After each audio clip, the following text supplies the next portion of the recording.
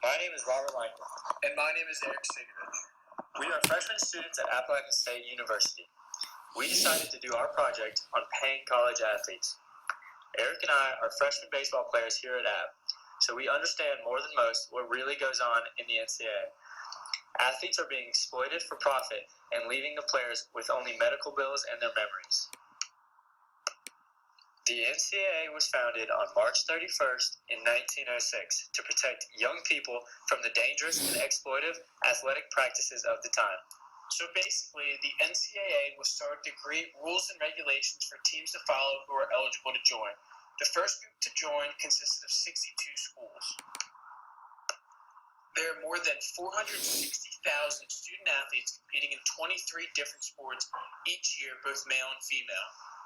In the year 2014, most of the NCAA revenue, around 81%, came from media rights.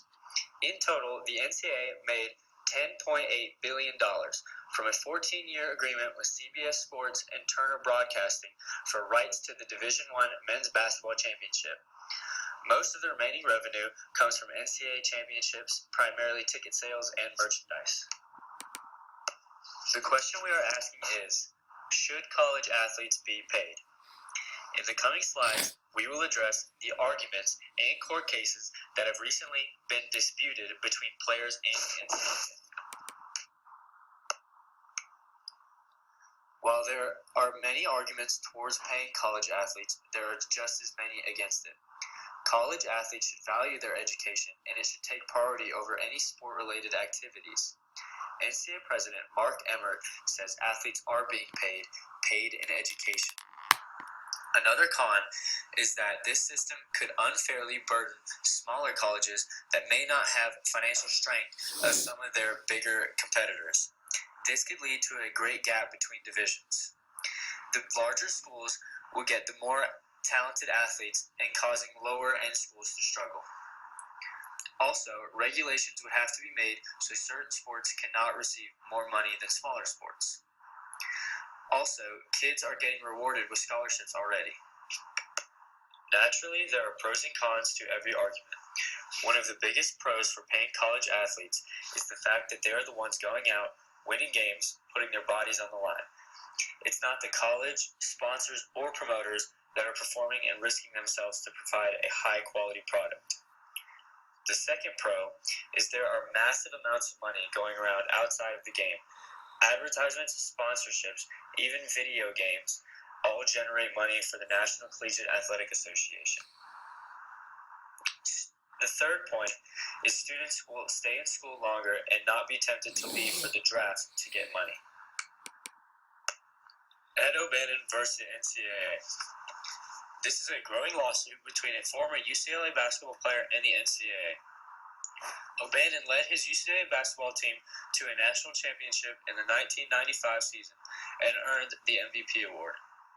O'Bannon is now a high school basketball coach and is a car salesman, and is fighting for his right to get paid after the NCAA used his name and likeness in a profitable video game. He received no money from the NCAA or the video game producer and gave no consent. College football and basketball players have finalized a $40 million settlement with a video game manufacturer and the NCAA's licensing arm for improperly using the likeness of athletes, leaving the NCAA alone to defend itself in the upcoming Ed O'Bannon antitrust trial.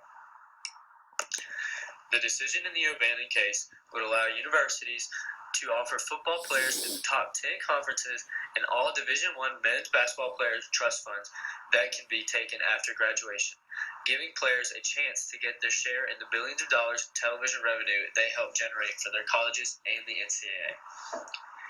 U.S. District Judge Claudia Wilkin, in a 99-page ruling favor of a group of plaintiffs led by Ed O'Bannon, issued an injunction that will prevent the NCAA from, quote, enforcing any rules or bylaws that would prohibit its member schools and conferences from offering their FBS football or Division I basketball recruits a limited share of the revenues generated from the use of their names, images, and likenesses in addition to a full grant and aid, end quote.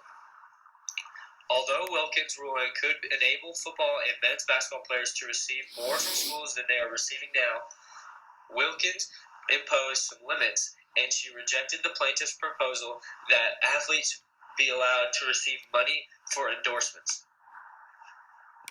There are other court cases looming over the NCAA. Hank Coulter was a former quarterback at Northwestern University. Coulter's dream was to become a doctor, and the university wouldn't allow him to take the necessary classes to fulfill that dream because of his intense football schedule. Also, Sean Alston, former football player at West Virginia University, sued the NCAA because while he had been struggling to pay off his student loans after his graduation, his coach was making in excess of $3 million a year, but he is struggling to afford food and other utilities. Also, Samantha Sakos, a University of Houston women's soccer player from 2010-11 season through 2013-14 season. She fought to say athletes should be allowed to receive over minimum wage if they are performing on-campus jobs to help pay for school. So what does this mean for the future? FBS football players and Division I basketball players who are on rosters for 4 years could potentially get around $20,000 when they leave school. Also, the body that governs college athletics could set a cap on the money paid to athletes, as long as it allows at least $5,000 per athlete per year of competition. Also, in 2016, the NCAA's definition of amateurism will be changed.